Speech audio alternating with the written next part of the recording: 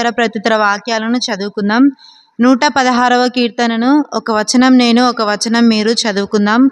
116వ కీర్తన చివరి వచనాన్ని అందరూ కలిసి చదువుకుందాం. యెహోవా నా మొరను నా విన్నపములను ఆలకించి ఉన్నాడు, కాగా నేనాయనను ప్రేమించుచున్నాను.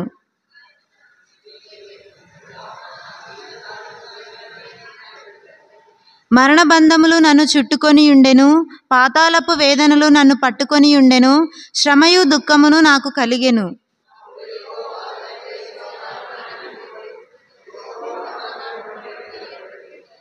యెహోవా దయాళుడు, నీతిమంతుడు, మన దేవుడు వాత్సల్యత గలవాడు.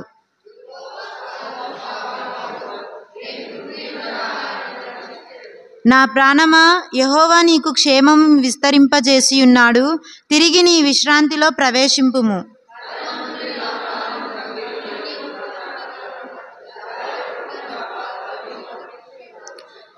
సజీవులున్న దేశములలో యెహోవా సన్నిధిని నేను కాలము గడుపుదును.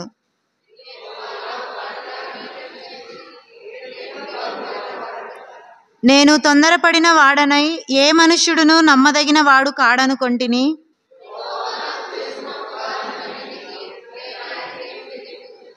రక్షణ పాత్రను చేతపుచ్చుకొని యెహోవా నామమున ప్రార్థన చేసేదను.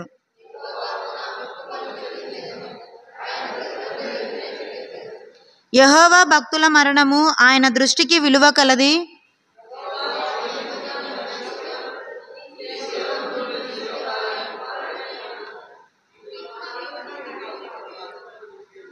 నేను నీకు కృతజ్ఞతార్పణ నర్పించెదను, యెహోవా నామమున ప్రార్థన చేసేదను.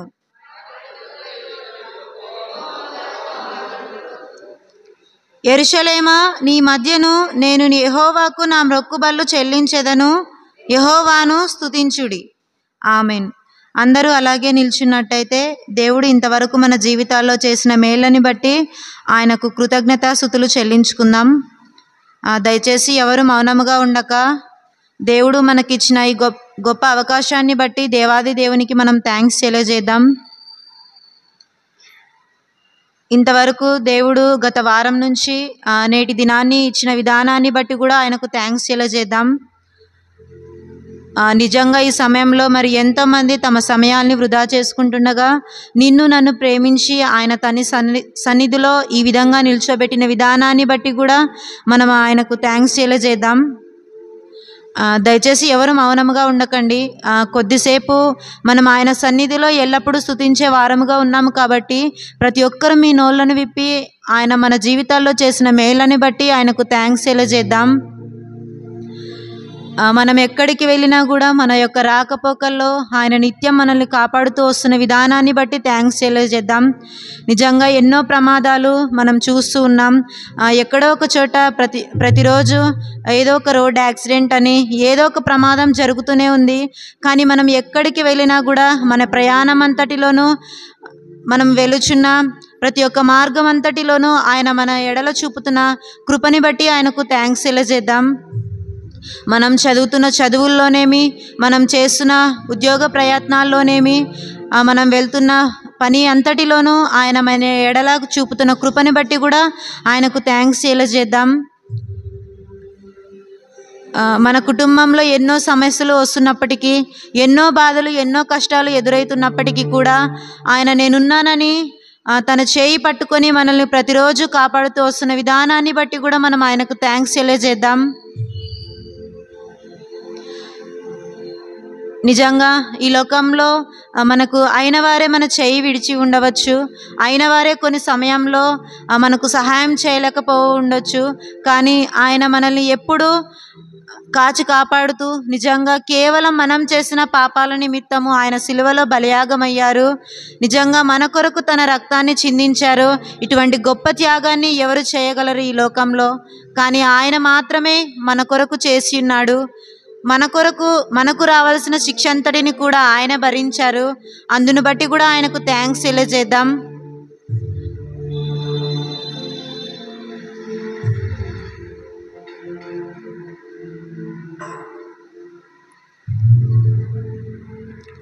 సుడిగాలైనను నిశ్చలముగా చేసెదవు, నీవే నా బలం, నీవే నా నమ్మకం, సుడిగాలైనను నిశ్చలముగా చేసెదవు, నీవే నా బలం, నీవే నా నమ్మకం. గడచిన కాలము నాతో ఉన్నావు, నేడు నా తోడు నడుచుచున్నావు, సదా నాతోనే ఉన్నావు. ఎగసిపడే తుఫానుల్లో నీవే ఆశ్రయ దుర్గము, ఎదురుపడే అలలెన్నైనా అవి నీ పాదముల క్రిందనే. ఎగసిపడే తుఫానుల్లో నీవే ఆశ్రయ దుర్గము, ఎదురుపడే అలలెన్నైనా అవి నీ పాదముల క్రిందనే.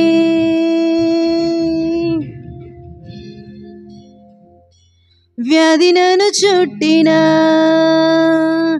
లెమ్మని సెలవిచ్చెదవు, యెహోవా రాఫా,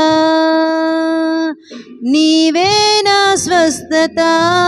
వ్యాధి నన్ను చుట్టిన లెమ్మని సెలవిచ్చెదవు, యెహోవా రాఫా, నీవే నా స్వస్థత.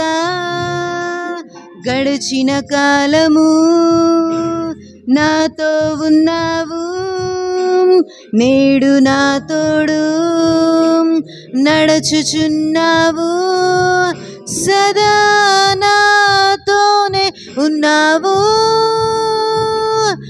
ఎగసిపడే తుఫానుల్లో నీవే ఆశ్రయ దుర్గము, ఎదురుపడే అలలెన్నైనా అవి నీ పాదముల క్రిందనే. ఎగసిపడే తుఫానుల్లో నీవే ఆశ్రయ దుర్గము, ఎదురుపడే అలలెన్నైనా అవి నీ పాదముల క్రిందనే, అవి నీ పాదముల క్రిందనే.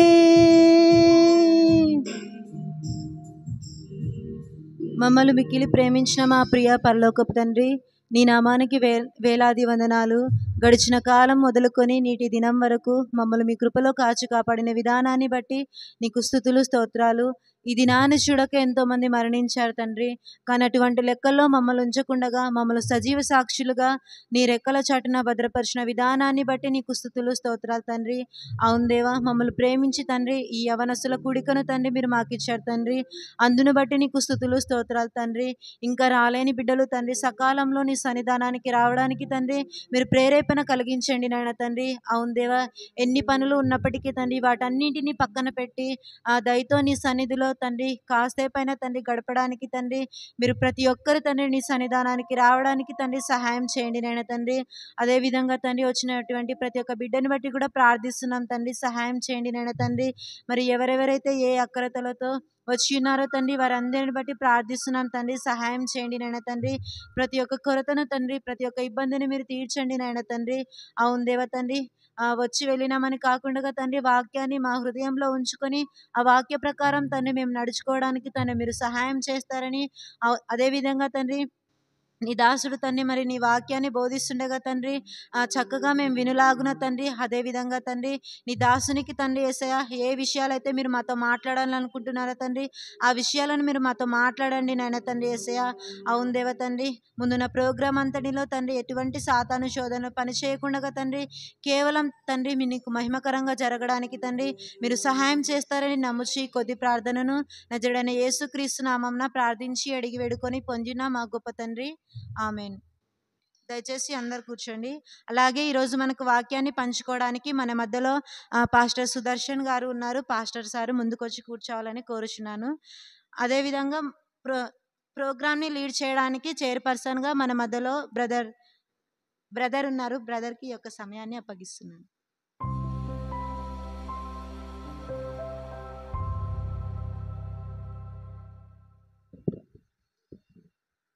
మొట్టమొదటిగా దేవుడు నాకు ఇచ్చిన ఈ గొప్ప అవకాశం బట్టి దేవునికి థ్యాంక్స్ తెలియజేస్తున్నాం.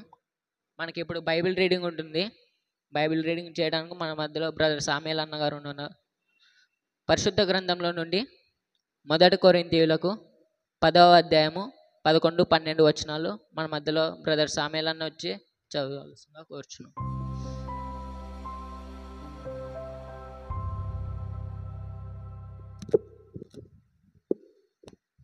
మొదటగా దేవుడు నాకు ఇచ్చిన అవకాశాన్ని బట్టి దేవునికి థ్యాంక్స్ తెలియజేస్తున్నాను.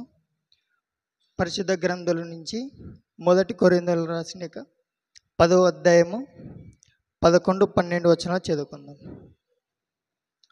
ఈ సంగతులు దృష్టాంతరముగా వారికి సంభవించి యుగాంతమందున్న మనకు బుద్ధి కలుగుటకే రాయబడెను.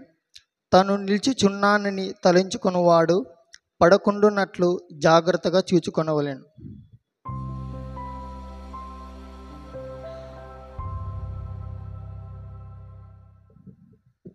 బైబిల్ రీడింగ్ చేసిన అన్నకు థ్యాంక్స్ తెలియజేస్తున్నాం. మనకి ఇప్పుడు మెసేజ్ ఉంటుంది. మెసేజ్ తీసుకోవడం గాను మన మధ్యలో పాస్టర్ సుదర్శన్ సార్ గారు ఉన్నారు. సార్ గారికి సమయాన్ని అప్పగిస్తున్నాం.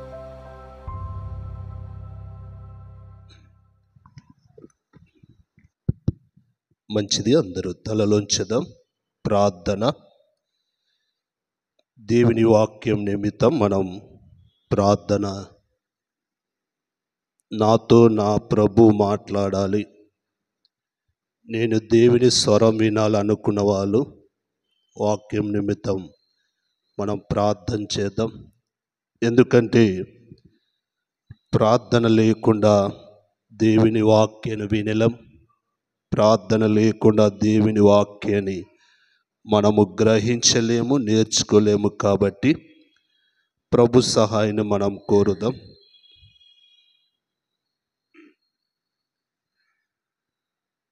పరిశుద్ధుడైన తండ్రి, జీవంగల దేవ, మహోన్నతుడ, నీకు వందనాలు చెల్లిస్తున్నాం.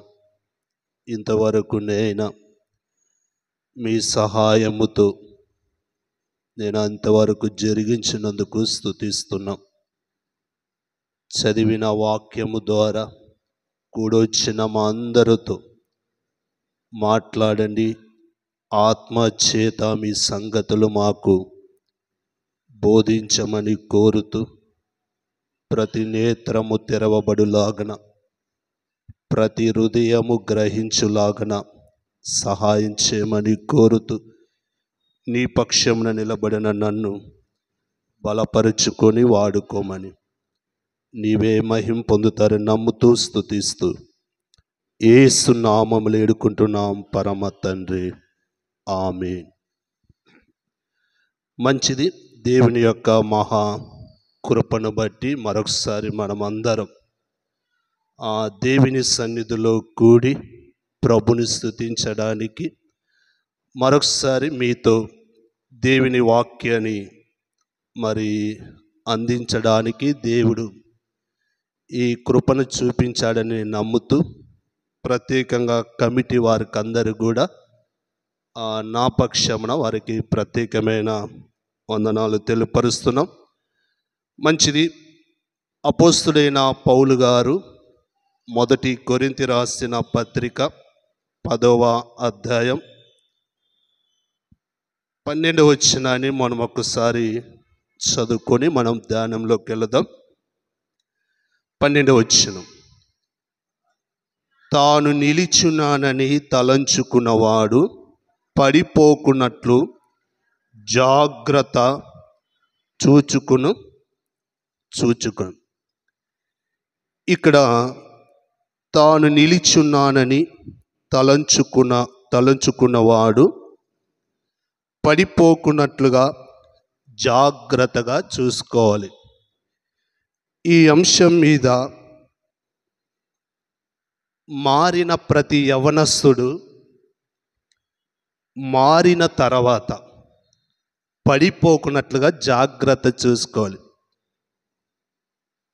వాక్యము తెలిసిన తర్వాత పడిపోకున్నట్లుగా జాగ్రత్తగా చూసుకోవాలి. దేవుని సన్నిధిలో చేరి దేవునితో సహవాసము చేస్తూ తర్వాత పడిపోకున్నట్లుగా జాగ్రత్తగా చూసుకోవాల్సిన సంగతులు అపోస్తుడైన పౌలు గారు ఇక్కడ రాస్తున్నాడు. ప్రతి విశ్వాసి లేక క్రైస్తవుడు, ఆత్మీయుడు, సంఘం మరి పడిపోకున్నట్లుగా జాగ్రత్త ఉండాలనే విషయాన్ని పౌలు గారు రాస్తున్నారు. ఒక ఇల్లు నిర్మించాలన్నా, అది చాలా బలంగా ఉండాలన్నా ఫస్ట్ ఇంటికి ఏం చేస్తారంటే బలంగా ఒక 4 పిల్లర్లు వేస్తారు. ఎక్కడైనా 3 పిల్లర్లు కానీ 2 పిల్లర్లు ఏకంగా మనం చూసామా? చూడలేదు. ఎందుకు 4 వేస్తారంటే ఆ యొక్క ఇల్లు పడిపోకున్నట్లుగా, ఏ సమయంలో కానీ ఏ సందర్భంలో కానీ ఆ విధంగా పడిపోకున్నట్లు ఖచ్చితంగా 4 పిల్లర్స్ వేస్తారు.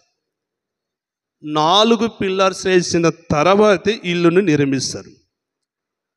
ఒకవేళ క్రైస్తవుని కూడా నేను అలాంటి 4 పిల్లర్స్, నీవు ఇంతగా దేవుని గురించి తెలిసిన తర్వాత పడిపోకున్నట్లుగా ఖచ్చితంగా ఒక 4 పిల్లర్స్, వాటిని నీవు కలిగి ఉంటే నీవు ఖచ్చితంగా, ఎందుకంటే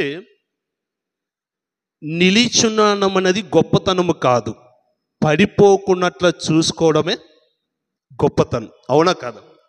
నిలిచున్నానని గొప్పతనం కాదు, నిలిచిన వ్యక్తి పడిపోకున్నట్ల జాగ్రత్త ఉండటమే గొప్పతనం. ప్రభుని నమ్మేమంటే గొప్పతనం కాదు, మనము చివరి వరకు ప్రభుని విడిచిపెట్టుకోకుండా ఉండటమే గొప్పతనం.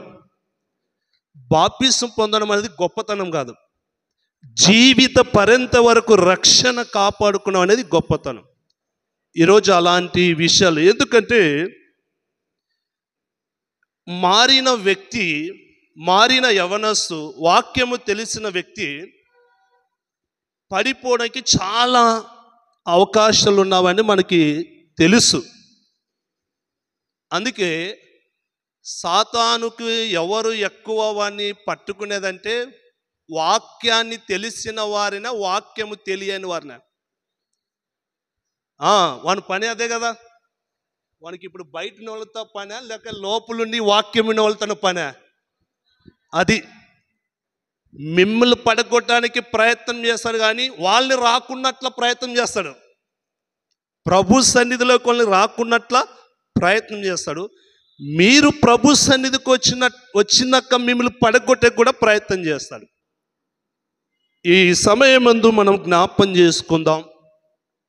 ఒకవేళ ప్రభులో నిలిచి ఉన్న అనుభవం నీకు ఉండొచ్చు, ప్రభు కలిగిన జీవితం నీకు ఉండొచ్చు, యేసుక్రీస్తును అంగీకరించిన విధానం నీకు ఉండొచ్చు. అన్నిటిని బట్టి నేను ప్రభును స్తుతిస్తా. అన్నిటికంటే ప్రాముఖ్యంగా నీవు ఏమి కలిగి ఉన్నావో, ఏ విధంగా ఉన్నావో నీవు పడిపోకున్నట్లుగా నువ్వు జాగ్రత్త కలిగి ఉంటే నీ జీవితం ద్వారా మన ప్రభుకి మహిమ ఇచ్చిన వాళ్ళైతాం. కొంతమంది నిన్ను బట్టి ప్రభులకి రావడానికి కూడా ఇష్టపడతారు. మంచిది. అలాంటి విషయాలు మొదటి పిల్లరుగా నీవు పడిపోకున్నట్లు ఉండాలంటే ఏమి మనం కలిగి ఉండాలంటే మత్తయి సువార్త 26వ అధ్యాయం 41వ వచనాన్ని మనం చదువుదాం. మత్తయి సువార్త 26వ అధ్యాయం 41వ వచనం. మీరు శోధనలో ప్రవేశించుకున్నట్లు మెలకుగా ఉండి ప్రార్థన చేయుడి, ఆత్మ సిద్ధమే గాని శరీరము బలహీనమని పేతురుతో చెప్పాను. ఒకటి ఇక్కడ మనకు తెలిసిన సంగతే, తెలియని సంగతులటి ఏముండవు. పడిపోకున్నట్లు నువ్వు మొదటిగా కలిగి ఉండవలసినది ఏమిటంటే ప్రార్థన. ఎంతమంది తెలుసు ప్రార్థన గురించి? అందరికి తెలుసు. ప్రార్థన కలిగి ఉండాలని దేవుని వాక్యం మనకి బోధిస్తుంది. ఇక్కడ ఈ 41వ వచనంలో మనము చూస్తే, మీరు శోధనలోకి ప్రవేశింపకున్నట్లు అన్నాడు. మీరు అన్నారు, మనము అన్నాడు. మీరు అనగా మనకు తెలుసు కదా, యేసు ప్రభు ఎవరితో మాట్లాడాడు? తనను వెంబడిస్తున్న శిష్యులతో, తనను అనుసరిస్తున్న శిష్యులతో, క్రీస్తును కలిగిన వారు, యేసును విశ్వాసముంచిన వారు, యేసుతో అంతో ఎంతో కలిసి తిరిగి వారితో మీరు శోధనలోకి ప్రవేశింపకున్నట్లు మెలకువ కలిగి ఉండడి. అంటే ఖచ్చితంగా ప్రార్థన అది కలిగి ఉండాలి, మెలకు కలిగి ఉండాలి అనే మాట మనం ఎందుకంటే ఇదే 6వ అధ్యాయం 13వ వచనంలో మనకి రాయబడిన మాట మనం చూస్తే, మత్తయి సువార్త మెలకుగా కలిగి ఉండుడి, ప్రార్థన కలిగి ఉండుడి. ఇదే మత్తయి సువార్త 6వ అధ్యాయం 13వ వచనాన్ని మనం ఒక్కసారి చదువుకుందాం.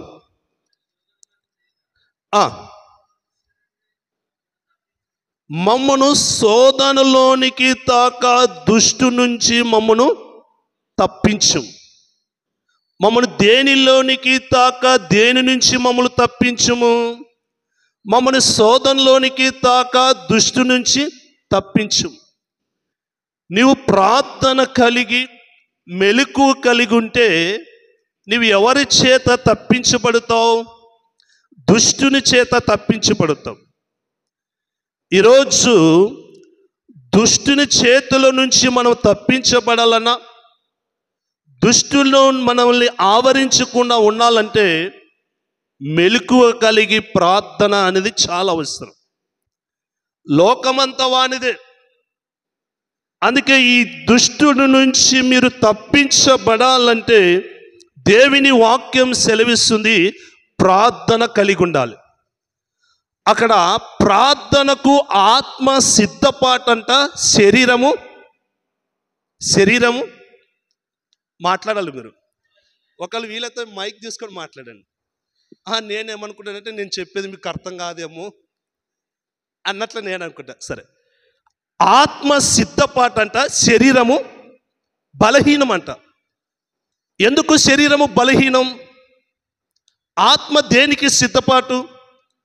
ప్రార్థన చేయడానికి ఆత్మ ఎప్పటికీ సిద్ధపాటే. కానీ ఈ శరీరం మాత్రం బలహీనం అంట. ఎందుకు శరీరము బలహీనంగా ఉంటుంది? మీకు ఒక మాట చెప్పునా, మనం ఎక్కువ ప్రార్థన సమయాన్ని ప్రభుతో గడిపిన సందర్భాలు, సమయాలు ఏమిటి తెలుసా? శరీర సంబంధమైన అవసరతలు ఉన్నప్పుడు శరీరం ఆ రోజు నీకు సహకరించలేకుండా లేచి ఖచ్చితంగా ప్రార్థనలో కలిగి ఉంటాం. అవునంటారా కాదంటారా?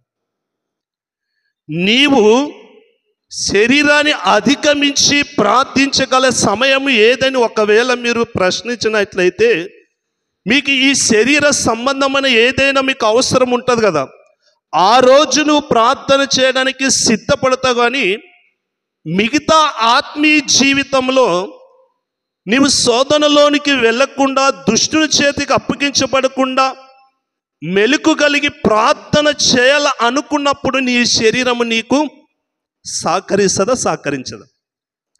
మీరు ఈ విషయాన్ని బాగా ఆలోచన చేయండి. నీ అవసరతలు ఉన్నప్పుడు శరీరం సిద్ధపడుతుంది ప్రార్థనకి. శరీర సంబంధమైన అవసరత లేకున్నప్పుడు ప్రార్థన చేయడానికి ఈ శరీరం ఏమాత్రము సహకరించదు. అర్థమైందా? నీకు ఏదైనా అవసరం ఉన్నదంటే ఆ రోజు ఖచ్చితంగా ప్రార్థన చేయడానికి సిద్ధపడతావు. అవసరం లేనప్పుడు ప్రార్థన చేయడానికి శరీరం కూడా సహకరించు. ఆత్మ సిద్ధపాటు కలిగినప్పుడు శరీరం ఇప్పుడు సహకరించడం లేదు ప్రార్థన చేయడానికి. శరీరము ప్రార్థన చేయడానికి ఇష్టపడదు. శరీరము ప్రార్థనలో వెళ్ళడానికి ఇష్టపడదు. ఎందుకంటే ప్రార్థన అంటే శరీరానికి కొంత ఇష్టమా అయిష్టమా? ఒక మాట చెప్పాలంటే, ప్రార్థన చేయాలంటే శరీరానికి ఇష్టపడుతుందా ఇష్టపడదా? గంటల తరబడి సెల్లుతో గడపడానికి ఇష్టపడుతుంది శరీరం. ఒక హాఫ్ అన్ అవర్ గంట ప్రభుతో గడపాలంటే శరీరం ఇష్టపడుతుందా? అవునంటారా కాదంటారు? అవునంటారా కాదంటారు? రోజు మనం ఆలోచన చేస్తే ఈ సెల్ ఫోన్తో నువ్వు ఎంత సమయాన్ని గడపడానికి ఇష్టపడతావో దేవునితో సమయాన్ని గడపడానికి నువ్వు ఇష్టపడవు. శరీరము నీకు ఏం చేయదు, సహకరించదు. అవునా కదా? ఈరోజు ప్రార్థన చేయడానికి మీ శరీరం ఎంతమందికి సహకరించింది? ఈరోజు మీరు ప్రార్థన చేసుకోలేకపోవడానికి మీ శరీరం మీకు ఎంతవరకు ఇబ్బంది పరిచిందని ఒకవేళ మనం ప్రశ్నిస్తే దీనికి ఎక్కువ ఇష్టపడదు. అందుకే నిలిచున్నానని గర్వించుకోకున్నట్లుగా, పడిపోకున్నట్లు జాగ్రత్తగా ఉండాలంటే నీ జీవితంలో ప్రతిదినము ప్రార్థన కలిగి ఉంటే శోధని జయిస్తాం, దుష్టుని జయిస్తాం, పాపాన్ని జయిస్తాం, లోకాన్ని జయిస్తాం, అన్నిటిని జయిస్తాం. ఈ ప్రార్థన కలిగిన జీవితము మన ఆత్మీయ జీవితానికి చాలా అవసరం. ఈరోజు ఒక మాట చెప్తాం. ఇంతమంది యవనస్తులు ఉన్నారు కదా, రేపు అందరూ ఫాస్టింగ్ ప్రేయర్ రండి అని పిలుపునియండి. ఎంతమంది వస్తారు? కమిటీ వారిని అడుగుతా. ఒకరోజు మనం అంతా ఉపవాస ప్రార్థన కలిగి ఉందాం, రండి ప్రార్థన చేద్దాం రండి అని చెప్పండి. ఎంతమంది వస్తారు? బహుశా ఇంతకంటే ఎక్కువ రావచ్చా? మీ మాట. ఇంతకంటే ఎక్కువ రావచ్చా? ఇంతకంటే తక్కువ వస్తారా? అసలు రారా? ఎందుకు రారు? ఎందుకు రారు? యవనస్తులు దేనికి ఇష్టపడరు? దేనికి ఇష్టపడరు? ప్రార్థన చేయడానికి ఇష్టపడరు. ఏదైనా ప్రోగ్రామ్ ఉన్నట్టు ఇష్టపడతారు, ఏదైనా డ్యాన్స్ ప్రోగ్రామ్ ఉన్నట్టు ఇష్టపడతారు. ప్రార్థన చేయడానికి ఇష్టపడరు. శరీరం సహకరించదు. ప్రార్థన అంటే పని ఉన్నది అంటారు, ప్రార్థన ఉన్నదంటే ఎగ్జామ్ ఉన్నది అంటారు. అవునా కాదా? ఎంతమంది ఒప్పుకుంటారు? ఈరోజు నీ శరీరాన్ని బట్టి ప్రార్థన విషయంలో ఎంత నిర్లక్ష్యం చేస్తున్నావు అంటే అంత నిర్లక్ష్యం చేస్తున్నావు. శరీర సంబంధమైన దానికి ఇవ్వవలసిన సమయమంతా మనము ఇచ్చుకుంటూ వస్తున్నాం, కానీ ఆత్మ సంబంధమైన ప్రార్థన ఇవ్వడానికి సమయము అస్సలు ఆ విషయంలో వెనుకబడం. అవునా కాదంటారా? ప్రార్థన అనేది జీవితం. ఒక మాట గుర్తుంచుకునండి, ఏదో మనకు అవసరం ఉన్నదని ప్రభు సన్నిధికి వెళ్ళి ప్రార్థన చేయడం అనేది ప్రార్థన కాదు. ఏదో నీకు అవసరం ఉన్నదని ప్రభు దగ్గరికి వెళ్ళి ప్రార్థన చేయటం అనేది అవసరం లేదు అంటే నీకు అర్థమేం తెలుసా? అవసరం ఉన్నప్పుడే ప్రార్థన, అవసరం లేకున్నప్పుడు ఎవరు మాట్లాడరు. నీ ప్రార్థన జీవితం ఎలాగున్నదంటే, నాకు ఏదైనా ఒక అవసరం ఉన్నదంటే ప్రభు దగ్గరికి వెళ్తా, అవసరం లేకుంటే ప్రార్థన వద్దు. నీవు ఎప్పుడైతే ప్రార్థన జీవితానికి, ప్రార్థనకు దూరంగా ప్రార్థన చేయడానికి ఇష్టపడకుంటావో దేవుని వాక్యం సెలవిస్తుంది, నీవు ఎక్కడో ఒక చోట పడిపోవడానికి అవకాశం ఇచ్చిన వారు అవుతాం. పడిపోకుండా మనం ఉండాలంటే ఖచ్చితంగా మనం ప్రార్థనలో నిలిచి ఉండాలి. అందుకే లూకా సువార్త 18వ అధ్యాయం మొదటి వచనాన్ని మనం ఒకసారి చూస్తే, లూకా సువార్త 18వ అధ్యాయం మొదటి వచనం, వారు విసుకక ఎలా చేస్తున్నారంట? వారు విసుకక నిత్యము ప్రార్థన చేయుచుండ్రి. ప్రార్థన ఎలా చేయాలంట? ఒకవేళ మీ పేరెంట్స్, మీ తల్లి, మీ తండ్రి, మీకు సంబంధించిన బ్రదర్స్ కానీ సిస్టర్ కానీ, లేయమ్మా, లే బాబు, లేచి ప్రార్థన చేసుకో అన్న సందర్భాల్లో మనము అవునని వింటామా కాదని వింటామా? ఆమె బాగా చెప్తావు, నువ్వు రోజు ప్రార్థన, మాకు తెల్లా ఏమంట? మీ తల్లి అమ్మ, లేయమ్మా టైం అవుతుంది ప్రార్థన చేసుకో, ప్రార్థన చేసుకో. మీ తండ్రి ఒకవేళ లేయి ప్రార్థన చేసుకో అంటే ఎన్ని సందర్భాలను విసుగు చెందితాం, అవునా కదా? ఎన్నిసార్లు ప్రార్థన అంటే నీకు ఎంత విసుగు వచ్చింది. ఇక్కడ ఏం రాయబడిందంటే విసుగు చెందక నిత్యము ప్రార్థించాలంట. మనం ఎప్పుడైతే ప్రార్థనలో విసుగు చెందుతామో, నిర్లక్ష్యము చేస్తామో, ఒకటి గుర్తించుకో, సాతానుగాడు పొంచి ఉన్నాడు, లేక పడిపోవడానికి ఆస్కారం ఉంది, పడిపోవడానికి చాలా అవకాశాలు ఉన్నాయి అని వాక్యం మనకు సెలవిస్తుంది. మనకి దానియేలు గ్రంథంలో ఒక మాట కనబడుతుంది కదా, 6వ అధ్యాయము 10 నుంచి 12 వచనాలు. అక్కడ ఒక మాట మనం చూస్తే దానియేలు అంట ఎలా ప్రార్థిస్తున్నాడు ఒక్కసారి చదువుదాం. దానియేలు గ్రంథం 6వ అధ్యాయం 10 నుంచి 12 వచనాలు. ఇట్టి శాసనము సంతకము చేయబడినని దానియేలు తెలుసుకునెను. అతడు తన ఇంటికి వెళ్ళి యథాప్రకారముగా ఎన్ని దినాలంట? అనుదినము ముమ్మారు మోకాలుండి. దానియేలు ఏం చేస్తున్నాడంట? అనుదినము ముమ్మారు మోకాల మీద ఉండి ఏం చేస్తున్నాడంట? అనుదినము ఉందా? వారానికి ఒక్కసారి ఉందా? ప్రతిరోజు ప్రార్థన కలిగిన వాడు అని చెప్పవచ్చు. అక్కడ అట్టి శాసనము రిలీజ్ అయినా కూడా, అలాంటి పరిస్థితుల్లో కూడా, అలాంటి సమయంలో కూడా ప్రార్థన రద్దు చేసుకున్నాడా? ప్రార్థన చేయడానికి వెళ్ళాడా?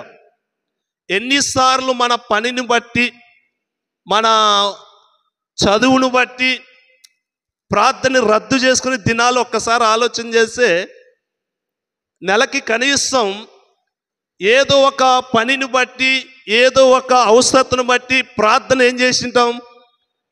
దానియేలు అట్టి శాసనము రిలీజ్ అయినప్పటికీ ప్రార్థన మాత్రం ఆయన రద్దు చేశాడా? రద్దు చేయలేదా?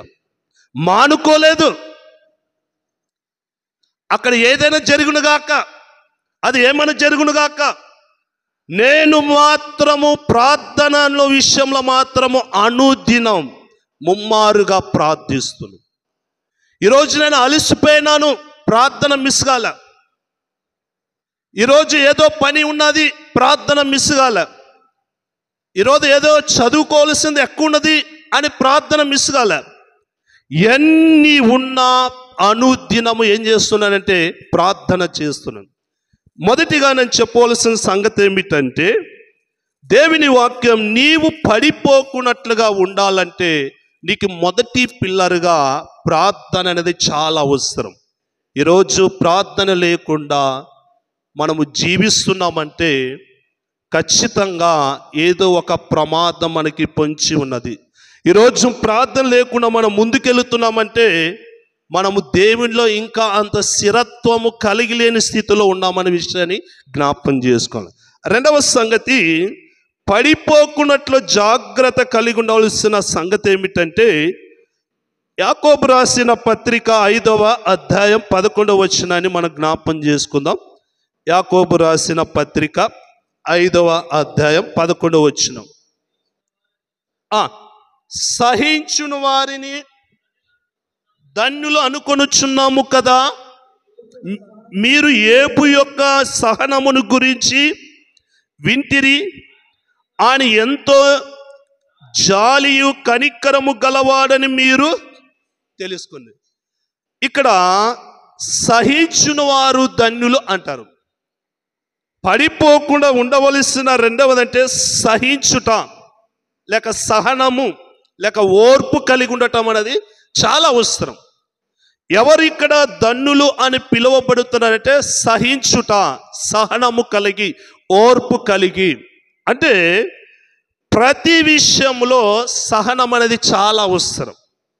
ఇప్పుడు నువ్వు ఏదైనా ఇబ్బంది కలిగినా, ఏదైనా ఆపద కలిగినా, ఏదైనా సమస్య వచ్చినా, ఒకవేళ నువ్వు అనుకున్న ప్రార్థనకి జవాబు రాకున్నా, నువ్వు అనుకునే రీతిగా ఏదైనా నువ్వు పొందలేకున్నప్పుడు, వీటన్నిటి విషయంలో మనం ఏం కలిగి ఉండాలంటే సహనం అనేది చాలా అవసరం. ఒక్కోసారి మనం ప్రభు సన్నిధిలో ప్రార్థిస్తుంటాము, జవాబులు వస్తుంటావి, జవాబులు రాకుంటావి. ఒకసారి మనం అనుకున్న వాళ్ళు అనుకూలంగా ఉండొచ్చు, వ్యతిరేకంగా ఉండొచ్చు, మనకి అనుకూలంగా ఉండొచ్చు, అనుకూలం లేని పరిస్థితులు ఉండొచ్చు. ఇలాంటి సందర్భంలో నీ ఆత్మీయ జీవితానికి నీవు తెలిసిన వాక్యము నుండి పడిపోకున్నట్లు జాగ్రత్త ఉండవలసింది. ఇది చాలా అవసరం అంట. ఇదే మాట ఎంతవరకు నీవు ఇది కొనసాగాలంటే మత్తయి సువార్త 10వ అధ్యాయము 22వ వచనాన్ని మనం ఒక్కసారి మనం చూసినట్లయితే, మత్తయి సువార్త 10వ అధ్యాయం 22వ వచనం, మీరు నా నామము నిమిత్తము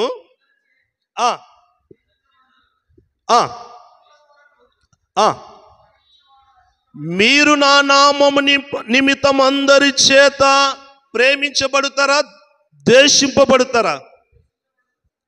ప్రభు నామము నిమిత్తం అందరి చేత మీరు ద్వేషింపబడుదురు, అంతం వరకు సహించున వాడే రక్షింపబడును.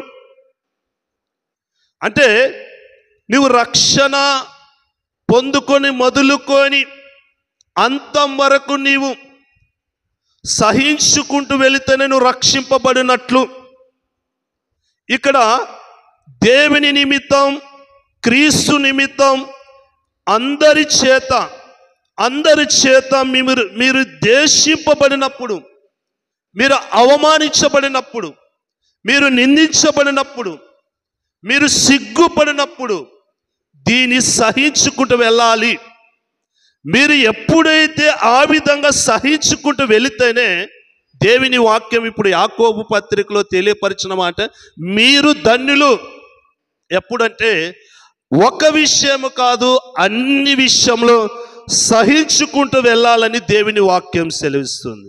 అందుకే కొన్ని సందర్భంలో నువ్వు చేసుకుంటూ వెళ్తున్న పరిచయం బట్టి, నువ్వు చేసుకుంటూ వెళ్తున్న పనిని బట్టి ఏదో ఒక నీకు అనుకోకుండా ఒక ఆటంకం వచ్చా, ఒక అభ్యంతరం వచ్చా, ఎవరైనా నిన్ను ఇబ్బంది కలిగించరు, ఎవరైనా నిన్ను బాధపరిచి, ఎవరైనా నిన్ను లేనిపోని మాటలు అనొచ్చు, ఒకవేళ నీ సాక్ష్యం అబద్ధ సాక్ష్యంగా చెప్పవచ్చు, నీ గురించి అనేకమైన చెడ్డ మాటలు పలకవచ్చు, నీ ప్రవక్తన సరిగా లేదనొచ్చు, నీ గురించి నానా రకాలు మాట్లాడవచ్చు. వీటన్నిటిని విన్నప్పుడు నువ్వేం చేయాలా? తిరుగుబడని చెప్పిందా, సహించాలని చెప్పిందా? అవసరం, చాలా అవసరం. ఈ సహనం అనేది చాలా అవసరం. ఇదే నిన్ను నిలబెట్టడానికి ప్రధానమైన కారణం. ఈ విషయంలో నువ్వు ఫెయిల్ అవుతావు అనుకో, నిలబడడానికి ఆస్కారం ఉండదు, పడిపోవడానికి ఆస్కారం, పతనం కావడానికి ఆస్కారం, దేవునికి దూరం కావడానికి ఆస్కారం. అందుకే అక్కడ యాకోబు ఏమంటాడు? ఏబు యొక్క సహనమును గురించి మీరు వింటిరి కదా. ఆయన ఎలాగ సహించాడు, ఆయన ఎలాగ ఓర్చుకున్నాడు, ఆయన ఏ విధంగా నిలబడాడు, ఏ విధంగా ఓర్పు కలిగి ఉన్నాడు, మీరు వింటిరి కదా. ఏబు గురించి ఎక్కడ వింటిమి?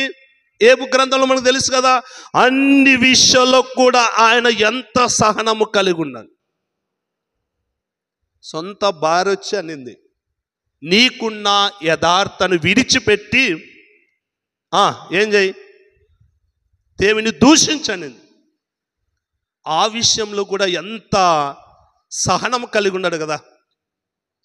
ఒకవేళ ఇలాంటి పరిస్థితి గుండా, ఇలాంటి సమయం కూడా నువ్వు వెళుతున్నప్పుడు, ఇలాంటి మాటలు నీకు పడుతున్నప్పుడు ఖచ్చితంగా సహనం అనేది అవసరం.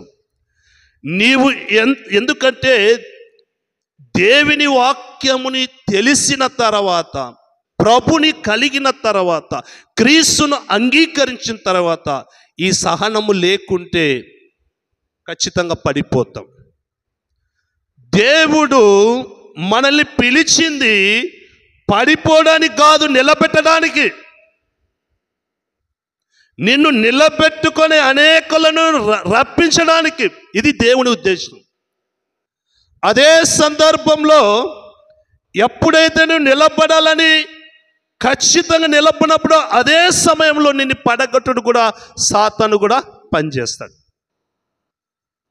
ఈ సందర్భంలో ఈ రెండిటి విషయాల్లో ఎంత సహనము కలిగి ఉంటే నీకు అంత మేలు.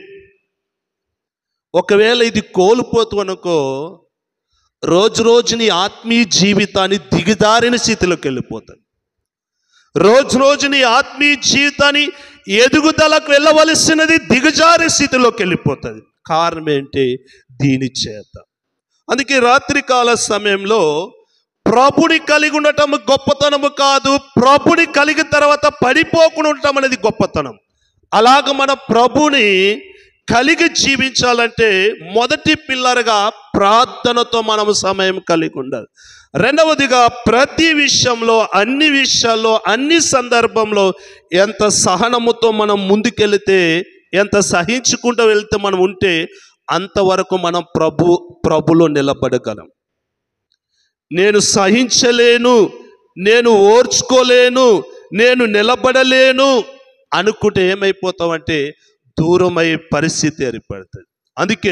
ఎందుకంటే దేవుని వాక్యం సెలవిస్తుంది, దేవుని పిల్లలుగా నిలబడడానికి మనం ప్రయత్నం చేయాలి. నిలబడడానికి ఖచ్చితంగా నిలబడాలి. ఆ నిలబడుతున్న సందర్భంలో ఎప్పుడైతే నిలబడుతున్నామని ఖచ్చితంగా మనకు వచ్చిందో ఒకటి గుర్తించుకోవాలా, పడిపోవడానికి కూడా అవకాశాలు ఉంటాయి. అలాంటి పరిస్థితుల్లో చాలా జాగ్రత్త, ప్రార్థనతో, సహనంతో కలిగి ముందుకెళ్ళాలని దేవుని వాక్యం మనకు సెలవిస్తుంది. మూడవదిగా అపోస్తుడైన పౌలు గారు మొదటి కొరింథీ రాసిన పత్రిక 6వ అధ్యాయం 11వ వచనాన్ని మనం చదువుకుందాం.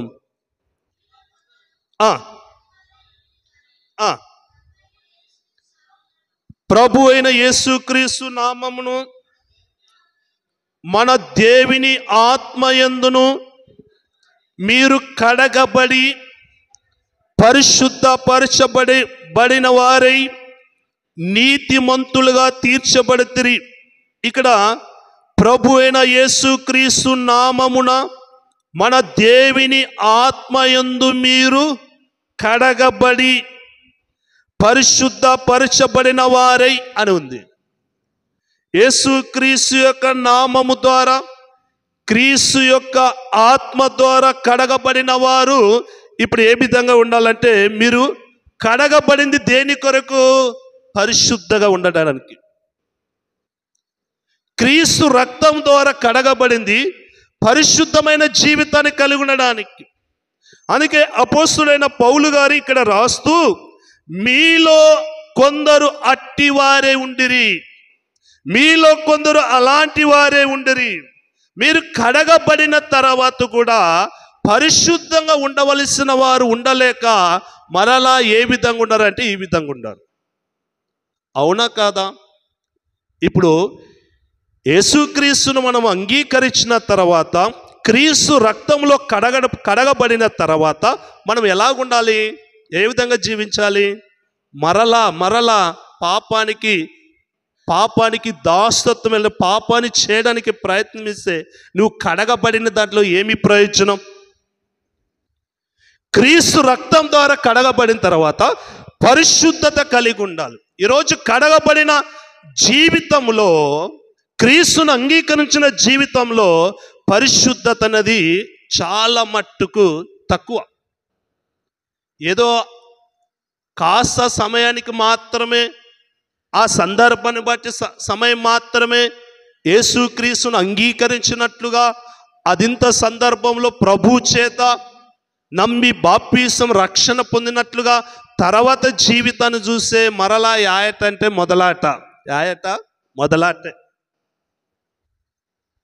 నేను ప్రభు చేత కడగబడ్డాను కదా, క్రీస్తు రక్తం చేత కడగబడను కదా, నేను పరిశుద్ధంగా జీవించాలంటే, నాలో ఒక అపవిత్ర రాకుండా జీవించాలని ఎంతవరకు ప్రయత్నం చేస్తున్నాం అంటే చాలా మట్టుకు ఈ విషయంలో వెనక్కి. అందుకే ఇక్కడ అపోస్తున్న మీరు కడగబడి పరిశుద్ధపరచబడితిరి. ఇదే మాట అపోస్తుడైన పేతురు గారు మొదటి పత్రిక 1వ అధ్యాయం 14-16 నుంచి వచనాలు మనం చూస్తే, అపోస్తుడైన పేతురు గారు మొదటి పత్రిక 1వ అధ్యాయం 14 నుంచి 16 వచనాలు మనం చూస్తే,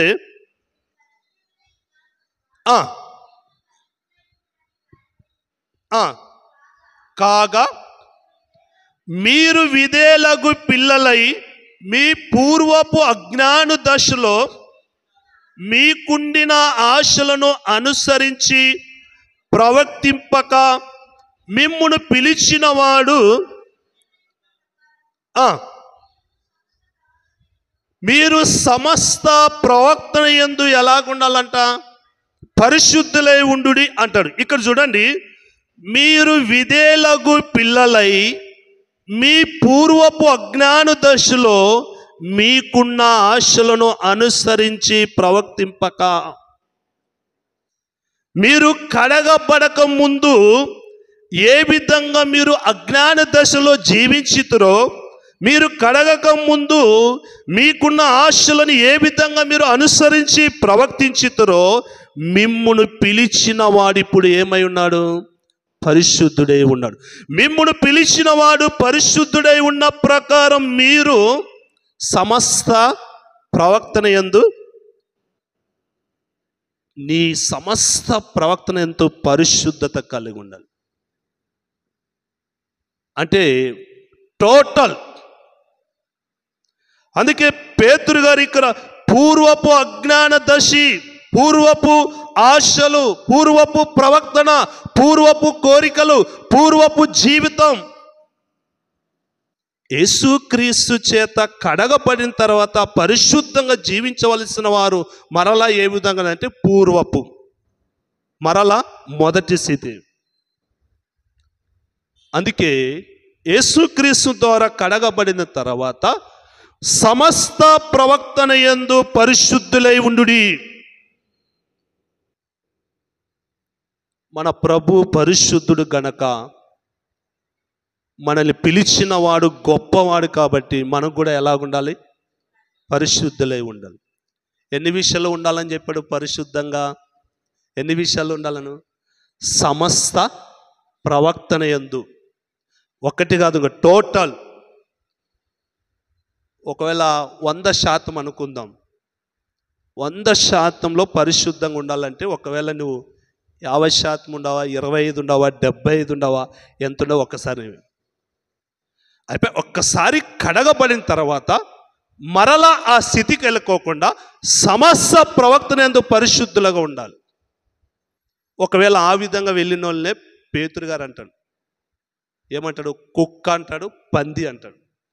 పంది స్వభావం మనకు తెలుసు కదా, దాన్ని ఎంత కడుగు, బురద కనబడితే చాలు ఎగరడమే. యవనస్తులకు ఎంత వాక్యం చెప్పు, పాపం కనబడితే చాలు ఎగరడమే. నీకి పందికి తేడా లేదని. కుక్క గురించి తెలుసు కదా, కుక్క ఏమి వాంతి చేసుకోవడం, మరలద్దని అసహ్యం అనిపిస్తుందా?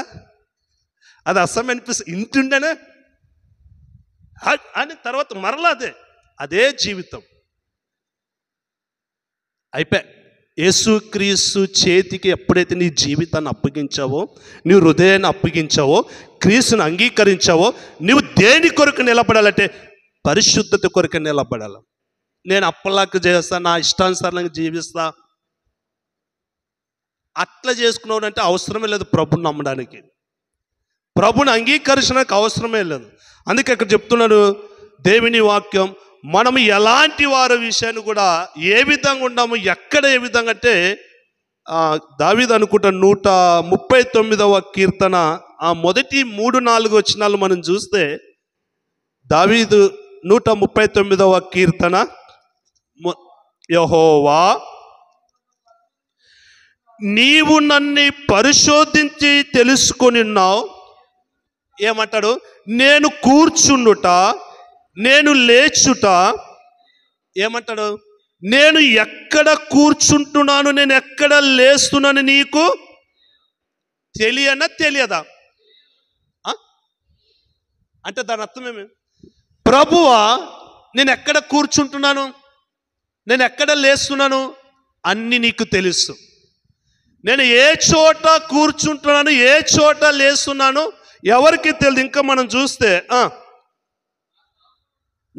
నాకు తలంపులు పుట్టక మునుపే నీవు నా మనసును గ్రహించి ఉన్నావు. నా నడకను, నా పడకను నీవు పరిశీలించి చేసి ఉన్నావు. నా చర్యలన్నిటిని నువ్వు బాగుగా తెలుసుకొని ఉన్నావు. యెహోవా, మాట నా నాలుక రాక మునుపే అది నీకు పూర్తిగా తెలిసి ఉన్నది. ఇవన్నీ మనం చూస్తే మనము ఏమేమి చేస్తున్నాము, ఎలాగున్నామనేది ఎవరు చూడకపోవచ్చు, కానీ దేవుని మాత్రం అన్నిటినీ చూస్తున్నాడు. అందుకంటే నేను ఎక్కడ కూర్చున్నాను నీకు తెలుసు, ఎక్కడ లేస్తున్నాను నీకు తెలుసు, నా మనస్సు ఏమిటో నీకు తెలుసు, నా తలంపులు ఏమిటో నీకు తెలుసు, నా నడక ఏమిటో నాకు తెలుసు, నా పడక ఏమిటో నాకు తెలుసు. నీవు అన్నిటినీ పరిశీలించి ఉన్నావు, నీవు బాగుగా తెలుసుకొని ఉన్నావు. నేను ఏదైనా మాట్లాడాలని అనుకున్నానా, నా నోటికి ఆ మాట రాకుండా నీకు పూర్తి ఇట్లా అనుకుంటే నేను ఎక్కడ ఏమి చేస్తున్నాను, ఏ ప్రాంతంలో ఉన్నాను, ఎవరితో కూర్చుంటున్నాను, ఎవరితో తిరుగుతున్నాను, నా హృదయంలో ఏముంది, నా మనస్సు ఏ విధంగా, నా ఆలోచనలు ఏ విధంగా, ఈ విషయాలు ప్రభుకి తెలుసు. అంటే మరొక చోట అంటాడు దావీదు అనుకుంటా, అయా నేను ఆకాశంలోకి వెళ్ళి తిని, అయా సముద్రంలో పూర్తి కింద భాగంకి వెళితే, భూమంతా వెళ్తే, ఎక్కడ వెళ్ళినా నీవు ఉండవు ప్రభువా. అంటే ఆయన ఏ చోటు లేడు? ఒక మాట చెప్పండి, ఆయన ఏ చోటు లేడు? మనం అనుకుంటాం ఈ చోట ప్రభు లేడని, అంతా ఆయన ఉన్నాడు.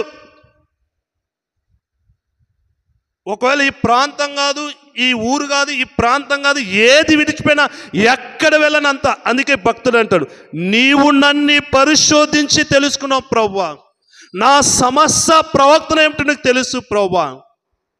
ఏ వైపుకి వెళ్ళినది ఒక్క మాట చెప్పున, ఆయనకి మరుగైనది ఏదైనా ఉందా? ఏది లేదు.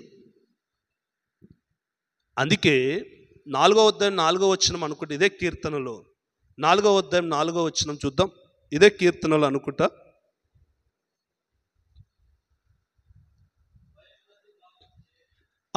భయము నొంది పాపము చేయుకుడి. ఇక్కడ ఎవరు పాపం చేయరంట? ఆ వచనం ప్రకారం భయము నొంది పాపము చేయుకుడి. భయము కలిగిన వాడు పాపం చేయడు. భయము కలిగి ఉంటే, ఏ భయము? ఏ భయము? ప్రభు అంతా చూసేవాడు. ఈ భయం ఉంటే ఖచ్చితంగా ఎక్కడ అవకాశం ఉండదు. నేను అదంటాను, ఈ మనుషులకి భయపడే దానికంటే దేవునికి భయపడితే అయిపోయి నువ్వు ఎక్కడ భయపడు. ఒకవేళ మనుషులకు భయపడాలనుకున్నవాడు ఆ ప్రాంతాలను బట్టి భయపడతాడు. తర్వాత ఒక్క మాట చెప్పాలంటే, దేవుడు ఉన్నాడని భయం ఉంటే, దేవుడు చూస్తాడని భయం ఉంటే, దేవునికి సమస్తము తెలుసు భయం ఉంటే, సమస్త ప్రవర్తన విషయంలో నీవు పరిశుద్ధంగా ఉంటావు. ఆయన ఒక్కటి మంచివారిని చూస్తున్నాడు, చెడ్డవారిని. చెడ్డ పని చేసేవాళ్ళు అనుకుంటారు ఎవరు నన్ను చూడరు అనుకుంటారు, పొరపాటు. ఈ మంచి పని చేసేవాళ్ళు ఎవరు నన్ను చూడరు అనుకుంటారు, అందరిని చూస్తాడు. ఎక్కడ ఏం చేస్తున్నావు, ఏ విధంగా ఉంటున్నావు, ఎలా ఉంటున్నావు, అందరిని చూసే దేవుడు. మూడవదిగా నేను అదే, నీవు పడిపోకున్నట్లుగా జాగ్రత్తగా ఉండవలసిందే. అంటే పరిశుద్ధత అనేది చాలా అవసరం. సమస్తమైన ప్రవక్తన విషయంలో నీవు కడగబడిన తర్వాత పరిశుద్ధంగా ఉండడానికి నిలబడు. పరిశుద్ధత తప్పిన పడిపోవడానికి ఆస్కారం ఉండదు. నేను ఒక మాట చెప్తా, నన్ను బట్టి ఒకరు ప్రభుని నమ్మటం మేలా, నన్ను బట్టి ఒకరు ప్రభుని నమ్మకం లేకుండా మేలా? అర్థమైనా? నన్ను బట్టి ఒకరు ప్రభుని అంగీకరిస్తే మేలా, లేక నన్ను బట్టి ఒకరు ప్రభుని అంగీకరించలేకుంటే మేలా? అన్ని కరెక్ట్. అది అంగీకరిస్తే అది మేలు, అంగీకరించలేకుంటే అంటే దాని అర్థమేమి? ముందు నిలబడిన నమ్మిన వ్యక్తిని నిలబడితే కదా ఎదుటి వ్యక్తికి తెలిసేది. అందుకే మనల్ని బట్టి అనేకులు ప్రభు దగ్గరికి వచ్చే రీతిగా మనం నిలబడినప్పుడే ఖచ్చితంగా ప్రభుని కొంత నమ్మాలని, ప్రభు యందు విశ్వాసం ఉంచాలని వాళ్ళకి ఆశ కలుగుతుంది. చివరిదిగా నన్ను చూద్దాం. అపొస్తలుడైన పౌలు గారు కొలసీకి రాసిన పత్రిక 3వ అధ్యాయం 16వ వచనం. 3వ అధ్యాయం 16వ వచనం.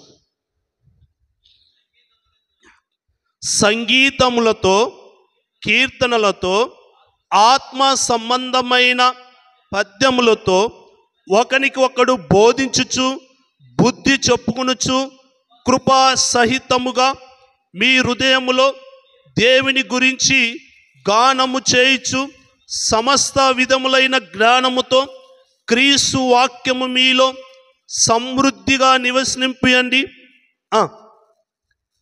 మరియు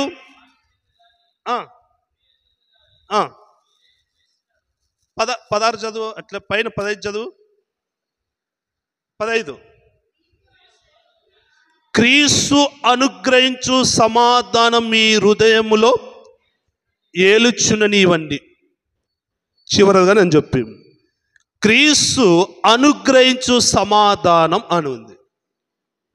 4వ మాట లేక 4వ పిల్లర్ ఏమిటంటే సమాధానము కలిగి ఉండటం.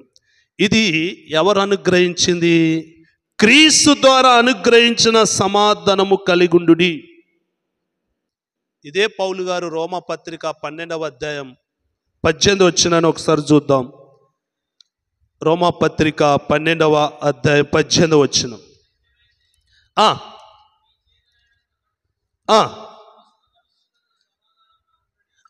సమస్త మనుషులతో సమాధానంగా ఉండుడి నీ చేతనంత మట్టుకు. అంటే అర్థమేమి? వీలంత వరకు అందరితో నువ్వేం కలిగి ఉండాలి? ఏం కలిగి ఉండాలి? చాలా అవసరం. ఈరోజు ఈ మాటకు వస్తే యవనస్తుల మధ్య ఈ సమాధానం అనే బంధం లేదు. పేరుకేమి రక్షింపబడం, ప్రభుని ఎరిగిన వారం, ఒకరి పట్ల ఒకరికి సమాధానం లేదు. సాధన మట్టుకు వీలంత మట్టుకు అందరితో కలిసి ఏముండాలంట? సమాధానం ఉండడానికి ఇష్టపడాలంట. ఒక మాట చెప్తా, ఎప్పుడైతే ఈ సమాధానము లేకుంటుందో ఖచ్చితంగా సాతానుగాడు పనిచేస్తాడు. సమాధానం అందరి చోట కలిగి ఉన్నప్పుడు అక్కడ ఖచ్చితంగా ఐక్యత కూడా ఉంటుంది. అవునా కాదా? దీని కొరకు మీరు ప్రయాసపడండి, దీని కొరకు మీరు ప్రయాసపడండి. సాధన మట్టుకు అందరితో కలిసి, అందరితో కలిగి, ఇది ఎవరి వలన అనుగ్రహించబడిందంటే క్రీస్తు వలన అనుగ్రహించిన సమాధానము. సమస్తమైన మనుషుల చేత మనము సమాధానం కలిగి ఉండాలి. 4 విషయాలు నేను ముగిస్తాను. పడిపోకుండా జాగ్రత్తగా ఉండవలసిన 4 పిల్లర్స్. మొదటిది ప్రార్థన కలిగి ఉండండి. మరి వీలంత వరకు ఎక్కువ సమయం దేవుడిలో ఉండడానికి ఇష్టపడండి.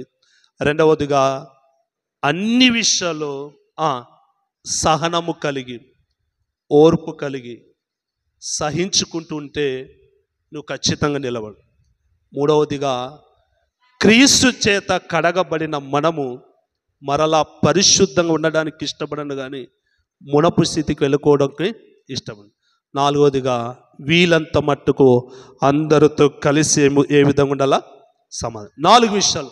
పడిపోకున్నట్లు జాగ్రత్త అంటే ప్రార్థన కలిగి, సహనము కలిగి, పరిశుద్ధత కలిగి, సమాధానం కలిగి. అట్టి కృపను దేవుడు మనకందరికీ అనుగ్రహించి తన నామని మహిమపరచునుగాక. మంచిది. ఇచ్చిన సమయాన్ని కమిటీ వారికి అప్పగిస్తాం.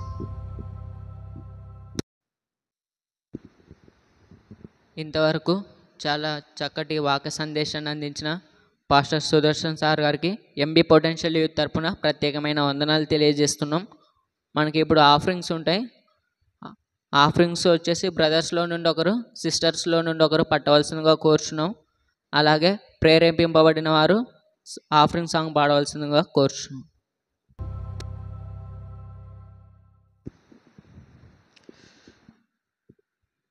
మంచిది. ఇంతవరకు దేవుడు తన కృప ద్వారా, తన ప్రేమ ద్వారా చక్కటి వాతావరణంలో దేవుడికి యవన సహవాసాన్ని ఎంతో అద్భుతంగా జరిగించిన దేవాది దేవునికి థ్యాంక్స్ తెలియజేస్తున్నాము. అలాగే చక్కటి వాక్యాన్ని మనకు అందజేసిన పాస్టర్ సుదర్శన్ సార్ గారికి యేసు ప్రభువు నామమున హృదయపూర్వక వందనాలు తెలియజేస్తున్నాము.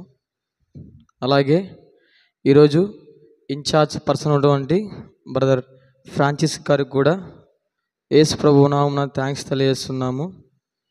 కొన్ని అనౌన్స్మెంట్స్ ఉన్నాయి, గమనించండి. మనకు ప్రతి మంగళవారం యవన సహవాసం ఎంబీ యెరూషలేం చర్చిలో సాయంత్రం 7:30 నుండి 9 గంటల వరకు యవన సహవాస కూడుక జరుగును. మీతో పాటు మీ యొక్క స్నేహితులు కూడా తీసుకునవలసిందిగా మనం చేస్తున్నాము.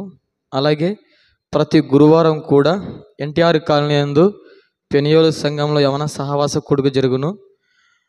అలాగే ప్రతి శుక్రవారం కూడా శాంతినగర్ చర్చిలో యవన సహవాస కూడుక జరుగును.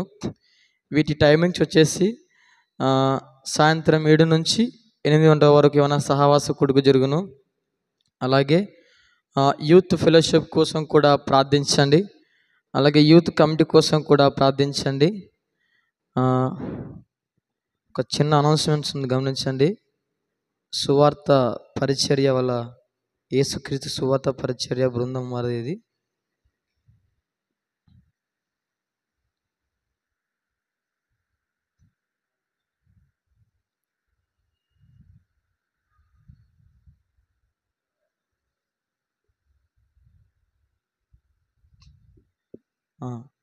యేసుక్రీస్తు సువార్త బృందం వారి యొక్క సువార్త దండయాత్ర 24, 25, 26 ఈ యొక్క సెప్టెంబర్ నెలలో ఉంటుంది. ఎవరైనా ఆసక్తి గలవారు వారితో పాటు వెళ్ళవలసిందిగా కోరుచున్నాము. ఆ యొక్క మండలం వచ్చేసి ప్యాపిలి మండలం అన్నమాట. ఈ యొక్క ప్యాపిలి మండలంలో ఎన్నైతే ఊర్లు ఉంటాయో అన్ని ఊర్లకు వీళ్ళు సువార్త పరిచర్య చేస్తారు. ఎవరైనా ఆసక్తి గలవారు ఉన్నట్టయితే మమ్మల్ని సంప్రదించండి. అలాగే మనకు ఈ యొక్క సెప్టెంబర్ మాసంలోనే వర్క్షాప్ ఉంటుంది, జ్ఞాపకం చేసుకోండి.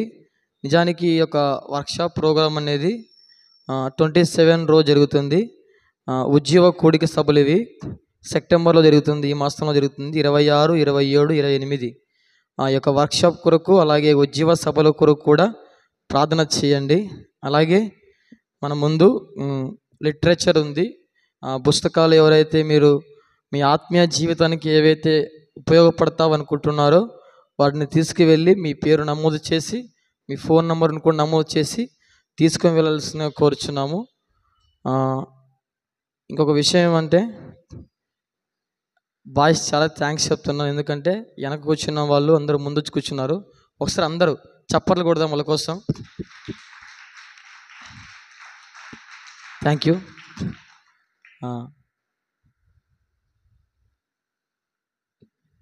Right, announcements ముగించబడ్డాయి.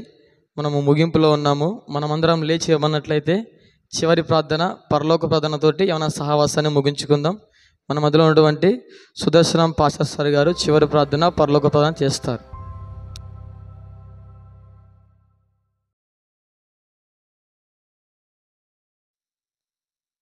అందరూ తలలోంచుదాం. కృపగల నాయన, పరిశుద్ధుడా, మీ వందనాలు చెల్లిస్తున్నాం. కూడిక ప్రారంభం నుంచి చివరి దాకా ఆత్మ సహాయముతో పరిశుద్ధాత్మ నడిపింపుతో జరిగించిన కూడికను బట్టి మిమ్మల్ని మొదటిగా స్తుతిస్తున్నాం.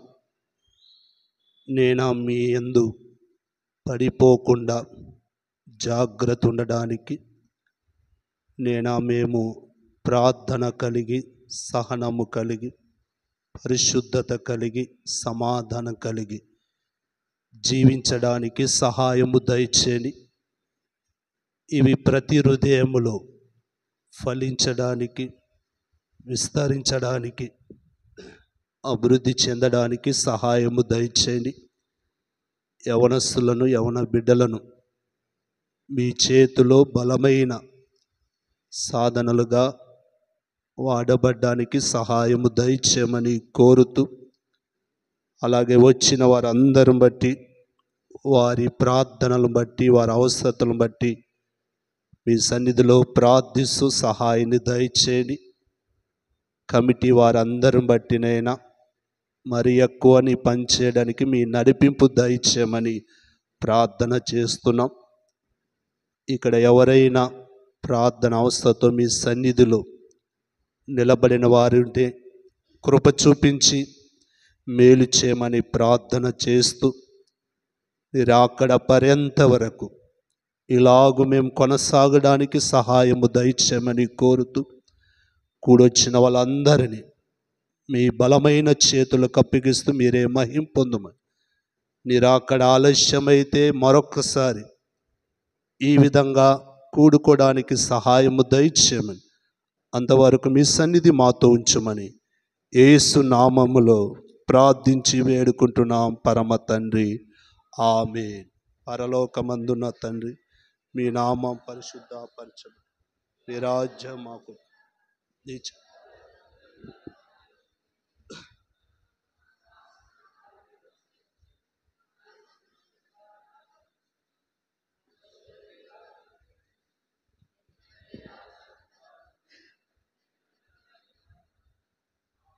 త్రియేక దేవుని కూడిన మనందరి మీద, కమిటీ వారి మీద సదాకాలం తోడై ఉండును గాక. ఆమేన్. ఆమేన్. అందరికి వందనాలమ్మా, అందరికి వందనాలు.